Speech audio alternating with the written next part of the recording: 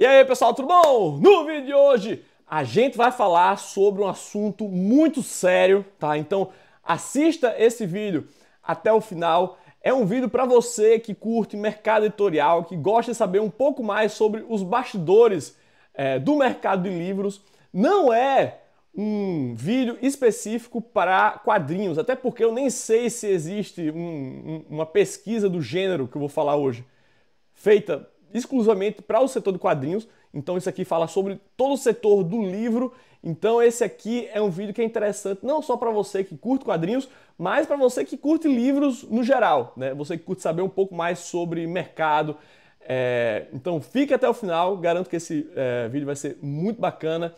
A gente está realizando esse vídeo aqui, eu sempre falo no plural, né? Como se tivesse uma grande equipe e tal, mas sou eu, tá? Eu vou falar sobre uma matéria que saiu essa semana, assinada pelo Guilherme Sobota na Publish News, que é um grande portal aí que fala sobre o mercado do livro e tal. O nome da matéria é Números do mercado editorial brasileiro apontam para tentativas de recuperação do setor.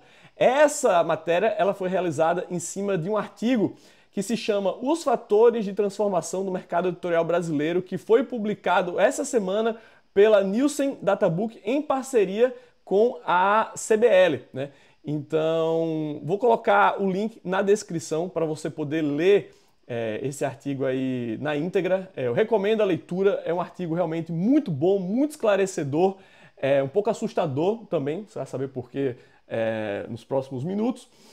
Mas fica aí que eu vou, nesse vídeo, fazer aqui falar sobre os principais takeaways, né? Sobre os principais pontos abordados nesse artigo, tá? Antes de começar, só mais um jabazinho aqui. Começou essa semana a pré-venda de Ian, primeiro quadrinho taiwanês da editora Comic Zone, do mercado. Não sei se já houve a publicação de um quadrinho taiwanês, mas enfim, é um mangá em 3 partes, escrito e desenhado pelo Chang Chen, que é sensacional, eu não estou exagerando, todo mundo que já leu amou isso aqui, tá? Tá com 30% de desconto agora na pré-venda e essas 344 páginas de ação absolutamente frenética pode ser sua por apenas R$ 48,90, pessoal. Uma pichincha, garanto para você. Então, pega aí a Ian, certo? Vou deixar o link também na descrição. Mas vamos lá conversar sobre coisa séria agora, tá? Se você não mora debaixo de uma rocha, você deve ter percebido que as coisas não estão fáceis para ninguém, né? Todo o mercado passa por uma crise, não somente o mercado do livro, mas o varejo no geral, tá? As vendas estão baixas, o ritmo está desacelerando, tá todo mundo, sabe, quebrado, tá realmente assim muito complicada a situação. Novamente, não é só no setor de livros, de quadrinhos, mas em todo o varejo, cara. Se você passeia aí no shopping center, você vai ver tanta loja fechada, sabe? Movimento baixo, enfim, as coisas não tão boas, né? A gente não está vivendo aí o melhor momento.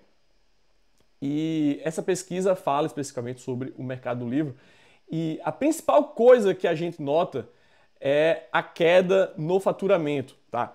E esse dado aqui, ele é estarrecedor, certo? Nos últimos 18 anos, tá? O faturamento das editoras no mercado privado diminuiu 43%. Ou seja, lá atrás, em 2006, se vendia 43% mais livros do que se vende hoje. Se faturava mais do que se fatura hoje, tá? Eu vou até reproduzir aqui um slidezinho, desculpa, um gráficozinho que tem lá na matéria, né? Então, como você pode ver aqui, o valor em milhões no eixo Y, né, vertical. Em 2006, o pessoal faturava aí 7 bilhões em 2006. Então você tem uma queda acentuada, né, de 2006 até 2015. E quando desculpa, não acentuada, você tem uma queda suave, né, vai caindo aos pouquinhos até 2015. E quando é 2015 para 2023, meu amigo, é um negócio, sabe? Claro, tem vários motivos para isso, a gente vai falar sobre isso nos próximos slides, mas veja a queda acentuada em relativamente pouco tempo, tá? 2015 para 2023. E quando você vê no geral, teve aí uma redução de 43%. É realmente muito preocupante. E, claro, redução de faturamento também significa uma redução de vendas, né? Então, desde 2011, as editoras registraram uma queda de 39% na quantidade de livros vendidos, tá? E por que ele fala aí desde 2011? Porque 2011, como você vai ver no gráfico a seguir, foi quando a gente vendeu mais livros no Brasil, tá? Vou mostrar aqui para vocês. De acordo com esse gráfico, em 2011 a gente vendeu quase 290 milhões de unidades de livros. Foi nesse momento, 2011, que mais se vendeu livro no Brasil. E depois daí, meu amigo, ladeira abaixo, como você pode perceber aí, né? 39% de queda em apenas 12 anos, certo? E hoje a gente não vende nem 200 milhões, a gente está vendendo aí um pouco mais de 170 milhões de livros, em comparação, novamente, com 290 milhões que a gente vendeu lá em 2011. E quais são os motivos por trás disso, né? Os fatores da crise. A gente teve a crise econômica, né? Essa crise econômica perpétua que a gente vive, mas uma crise que piorou desde o segundo mandato da Dilma. Aí tem o golpe, governo Temer, Bolsonaro. Então, essa crise econômica que a gente tem vivido aí desde, né, de 2000, a partir de 2000, eu ia falar 2013, mas desde antes, né, 2012 em diante, isso explica em parte nessa queda aí.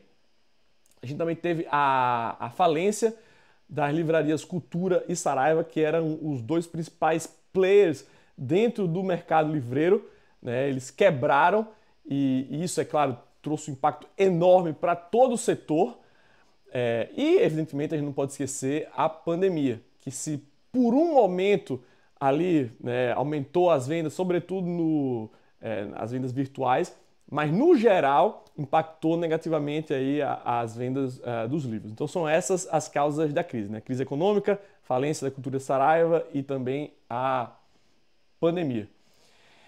E daí algo que a gente nota lendo esse artigo são o aumento, né, das livrarias virtuais. Atualmente, as livrarias exclusivamente virtuais representam 51% das vendas das editoras de obras gerais. E por que ele especifica editoras de obras gerais? Porque dentro do segmento de venda de livros didáticos e religiosos, isso aqui não se aplica, né? Porque eles têm outros pontos de venda, tem coisas que são específicas a esses produtos aí didáticos e livros religiosos. Mas dentro das editoras que trabalham com obras gerais, 51% das vendas hoje são realizadas via internet.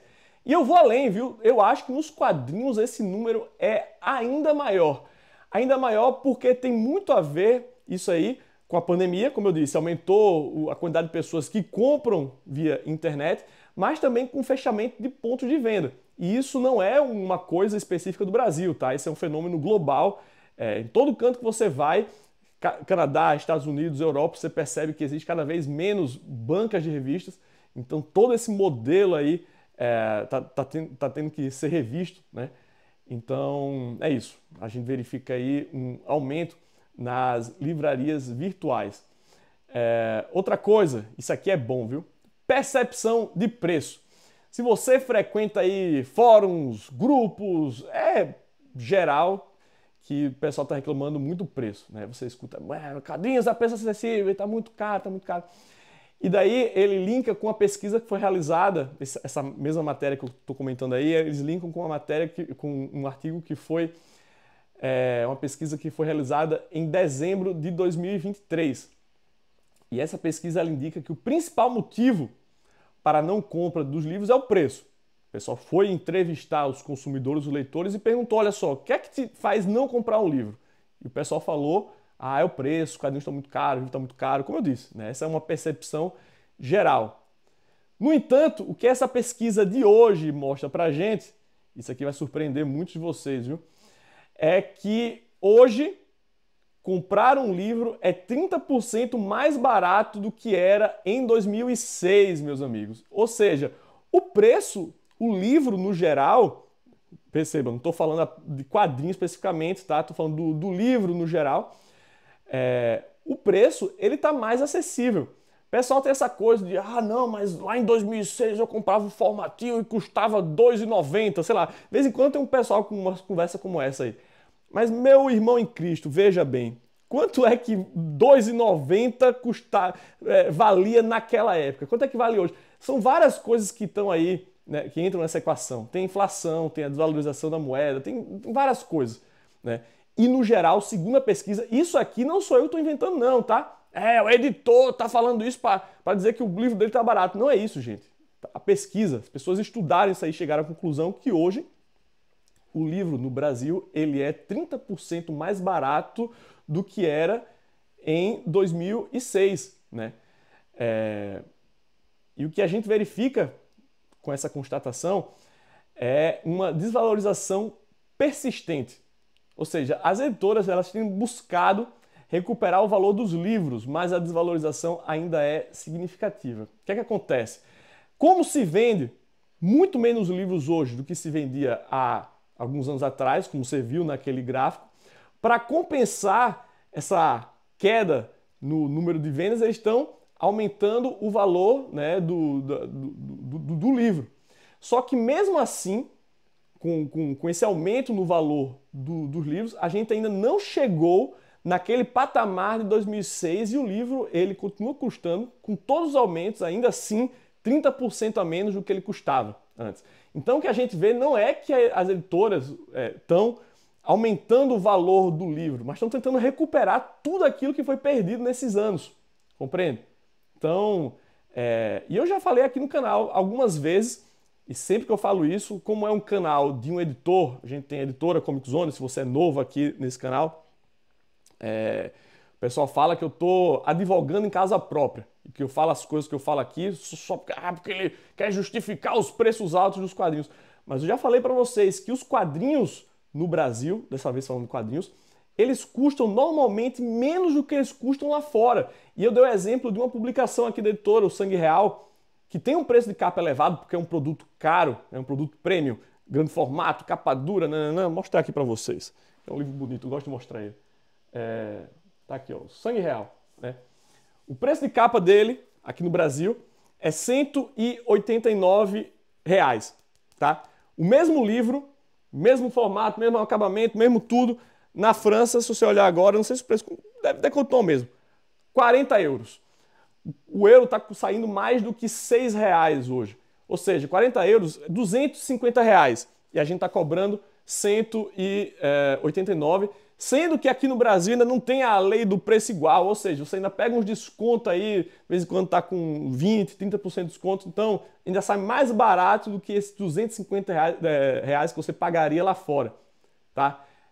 Eu falo isso, e eu estou falando aqui do quadrinho da Comic Zone, mas pegue suas editoras favoritas e para esses quadrinhos que são estrangeiros, faça a comparação. Você vai ver que o quadrinho no Brasil ele é mais barato que custa lá fora, tá? Aí o pessoal diz assim, claro, mas você não pode simplesmente converter. Eu sei que não, né? Mas aí entra uma questão de custo de vida também. Enfim, não vou entrar nesse mérito, até porque eu já falei muito sobre isso aqui no canal. Mas o que a pesquisa sobre a qual estou falando constata é que as editoras têm buscado recuperar o valor dos livros, mas a desvalorização ainda é significativa e, como eu mostrei no slide anterior, o livro hoje ele é 30% mais barato do que ele costumava ser lá em 2006, tá?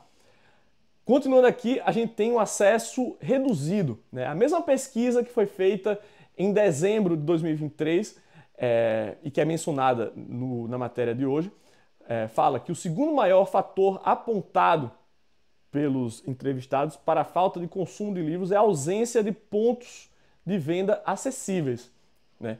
Então, foi o que eu já falei aqui.